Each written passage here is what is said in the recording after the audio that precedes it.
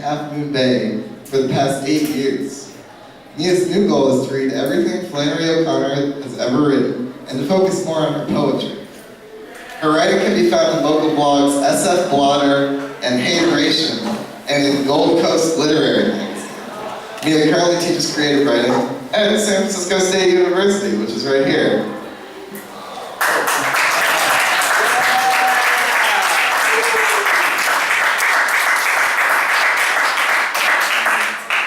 And I want to remind everybody, Miya doesn't need to know this, she's a pro. But please speak into the microphone like this. Don't do this, or you won't be able to hear what. This won't work, this doesn't work. This is the microphone not working. This is the microphone working. Do you see what I mean? If you go up, there's an open mic, there's still some space left. This is Miya. Sorry that it's sweaty. We're going to have to remind people that all semester, so don't be frustrated. You're never going to do it right. Except for us. Thank you. I brought in a story that I thought was done, and this is just what the first page looks like. So bear with me as I stumble through my new notes as of the last 3 hours. So, here we go. Tentative title is called Wrapping Paper. George and Cece were halfway through their second cup of coffee when the doorbell rang. George stood slowly from the kitchen table and took small shuffled steps toward the living room. This time, 3 loud knocks shook the door. "Give me a minute," he grunted. At the front door stood a petite boy. He was wearing khaki shorts that fell right above his sharp knees and a light blue-collared shirt tucked loosely beneath a leather belt that was pulled tight and fastened with a crude hole made with a knife or a thick nail. Across his chest, he wore a bright red sash decorated in pins and frayed patches. The sash was long and sagged beneath his narrow waist. The boy was holding a clipboard on top of which sat a short stack of magazines. "Who is it?" Cece asked. "Some boy," George said over his shoulder. "Sir?" the boy asked. He shifted on the doormat in a clumsy attempt at looking inside the house. George moved to block the boy's view. He didn't like strangers looking into his house. "I'd say about 10, George shouted, looking the boy up and down. 12 and a quarter, the boy said sternly. "What's that?" George asked. "I have to assume you're referring to my age, sir, and I'm 12 and a quarter. All due respect." 12 and a quarter, George repeated, amused but unappreciative of the talkback. "Or at least I will be tomorrow," the boy answered. "Is that right?" George looked over his shoulder. "Boy says he's 12 and a..." Confused, he stopped and turned back to the boy. "Why not just 12? "Privileges," the boy said.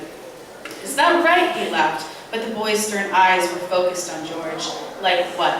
George asked. "Better places in line, dibs on the best sports equipment, those sorts of things," the boy said proudly. "And why do you get these privileges?" "Respect, sir, from the younger kids. They have to stand behind me." 12 and a quarter tomorrow, George narrowed his eyes and smiled. "Every day counts," the boy nodded.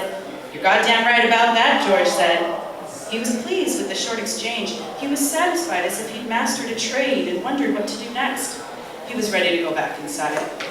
The boy stood firm, clutching his clipboard with no intention of leaving. "George," Cece called. The boy stood fixed, tapping a thin finger on the magazine stack. It was still early and George was getting cold. He wanted to be inside finishing his coffee with Cece. "What?" he barked at the boy.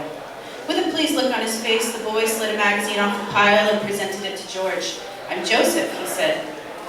Without looking, George turned and dropped the magazine onto the floor behind him, nodding at Joseph to continue. "I'm here as a representative of the Hyde County School District. It's fundraising season, sir, and I'm here in an effort to raise money for the music department." "Season?" George asked. "That's correct." Joseph bent forward and held out another magazine for George to look at, this time managing a quick glimpse inside the house. The living room looked unlived in. There were 2 large framed prints of mountainous landscapes hanging on the walls above an orange couch. The cushions on the chairs and couches had no impressions, as if they'd never once been sat upon. The dust in the air reflected by the rising sun didn't move or swirl, but rather floated, frozen in space above the arid city furniture. In front of the couch sat a short particle board table with a small television set, a model from a time before Joseph was born. While George turned the second magazine over in his hands, Joseph leaned in even further. On a far wall hung a black and white portrait of a young woman. Her dark curled hair framed her pale face like the petals of a flower. She looked up into the corner off camera, and with dark, parted lips, smiled, looking captivated by whatever it was she'd been staring at. "Get a good look, son?" George asked, towering over Joseph. "My house looks just like yours," Joseph said, stepping back. "Of course, we have our couches in different places and a love seat my mom calls a settee under that window there, and we have a much bigger television, but it's all pretty much the same. I always wondered about these houses, see?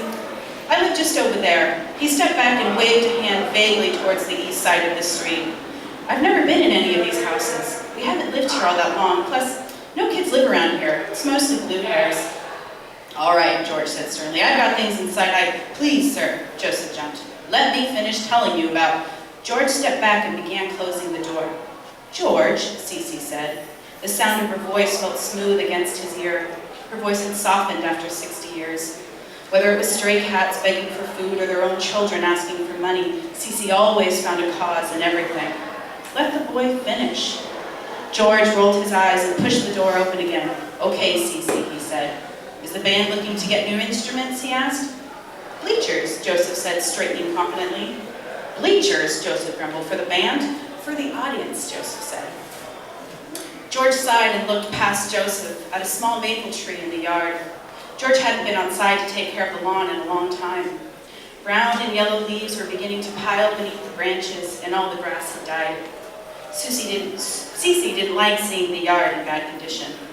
"I'm selling wrapping paper, sir." For the first time, George noticed a tall box behind Joseph. "It's only September," he snorted. "Christmas is 3 months away." "I have all kinds of wrapping paper," Joseph snapped. "Baby shower, birthday, anniversary, not just Christmas." George wondered if he remembered how to wrap a gift. In the 60 years he and Cece were married, she did all the wrapping. "What about magazines?" George interrupted her. "Candy. Have you got any candy? Chocolate bars?" "No, sir, but it's an excellent question. I plan on bringing it up at our next meeting. I think folks would appreciate some candy."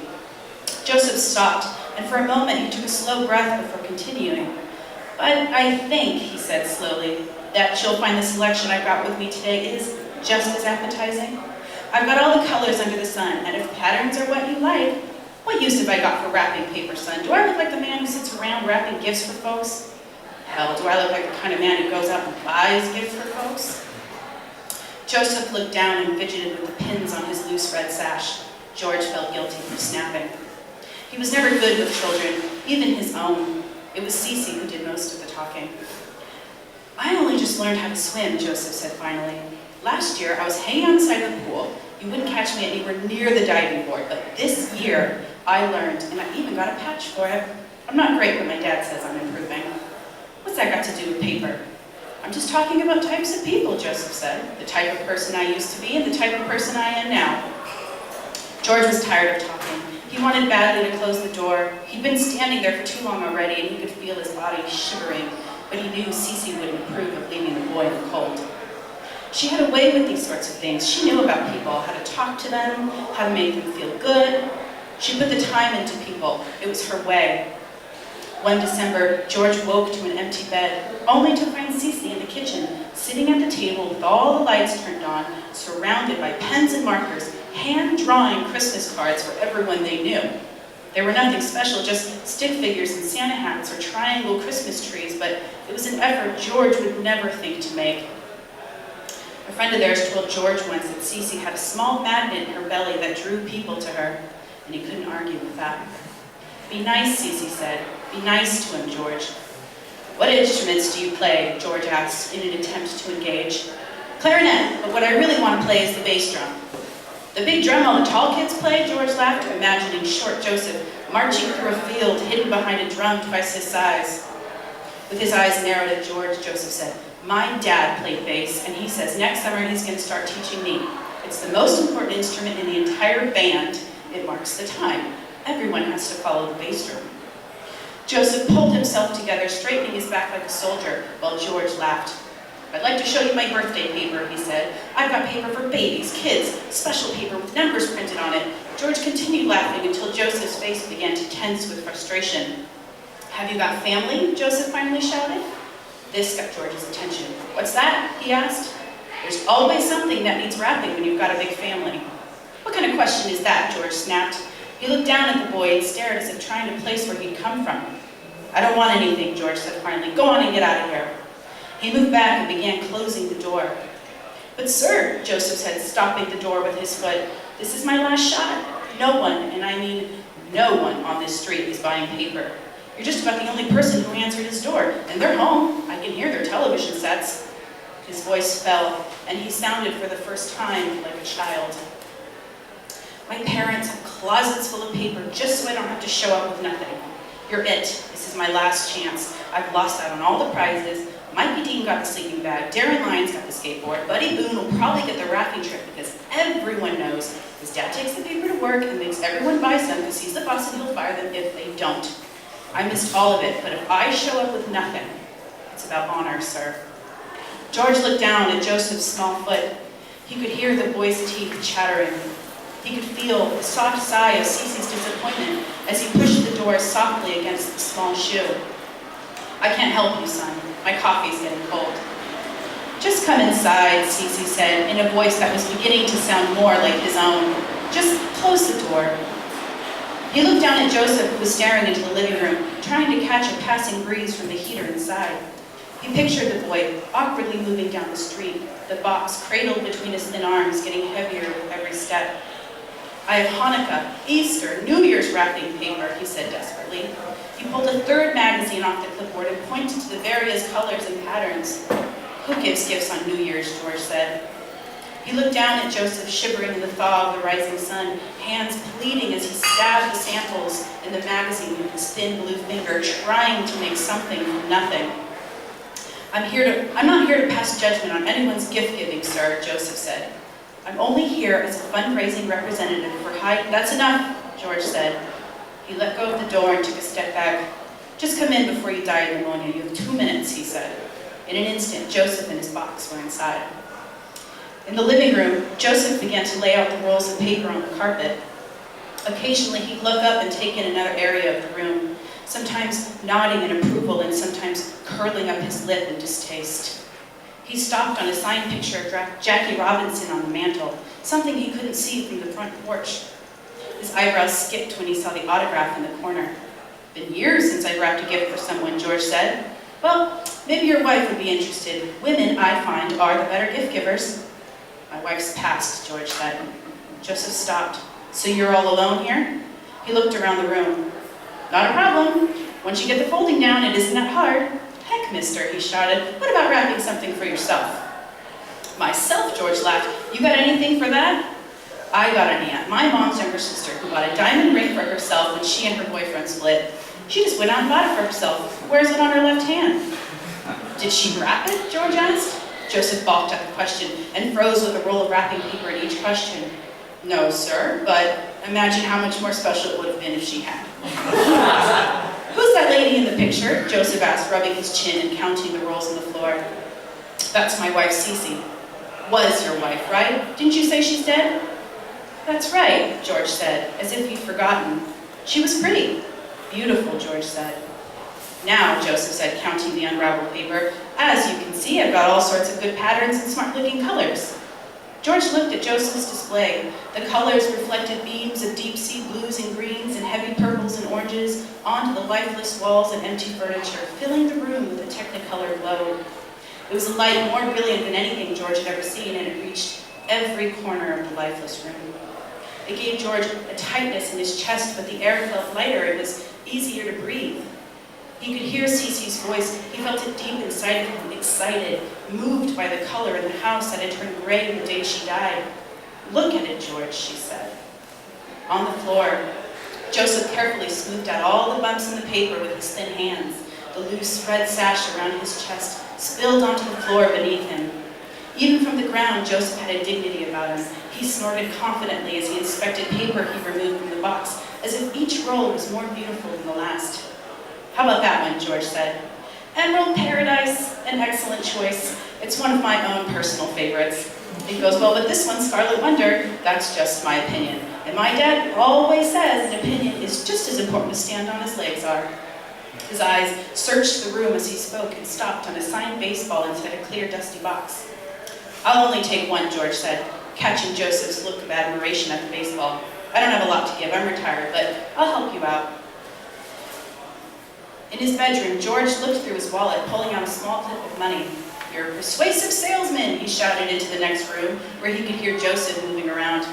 "My dad sells cars," Joseph shouted back. "Brand new, American-made, of course. He's #1 salesman in the county. I saw you looking at my memorabilia. I used to be a big fan. When I was your age, my old man used to take me to every home game, rain or shine. I don't mind telling you," George laughed as he came back into the room. "Those were not easy to find. Took my wife months to..." George pointed to the empty mantle with the cash. He searched the tables and chairs for the picture. "It took my wife months to find that." Joseph stood beside the paper on the floor, which was beginning to curl, and stared at the old Swiss Army knife in his trembling hand.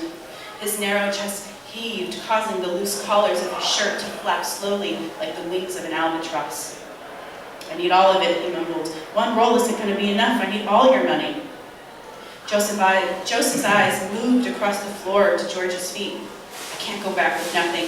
Darren Lyons, Buddy Boone, they would love for me to show up empty-handed, but I won't. No, sir. Too much self-dignity for that." "Now," George said patiently, holding up the money, "think of your dad." "My dad," Joseph laughed. "My dad was a salesman. He took just about everything we had, only left what he didn't need anymore. In fact," he said, lifting his eyes to look around the room, "this is the only house I've ever seen that's emptier than ours."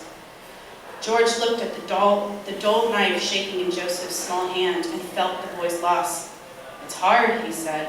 He could see the boy's body clench. "I knock on doors, I can hear people inside," he said. "They don't even stop talking, they just ignore me." "It's hard," George repeated. "Not for everyone." Joseph shot an arm across his reddening face, leaving a streak of tear across his clenched cheek. George stepped forward, putting the money on the table. Without closing the blade, Joseph returned the knife to his pocket and began replacing the rolls of paper to the box, still careful not to crimp the patterns, and left the emerald paradise for George. At the door, George said to Joseph, "You can have the picture and the baseball." Joseph stopped with his thin arms wrapped around the large box and turned towards George. "It took my wife Cece 7 months to find them. She was persistent," he laughed. Joseph looked at George. "My mom used to talk to my dad after he left too," he said. Then he continued down the street with his large box of wrapping paper, taking slow, determined steps towards the house next door. Thank you.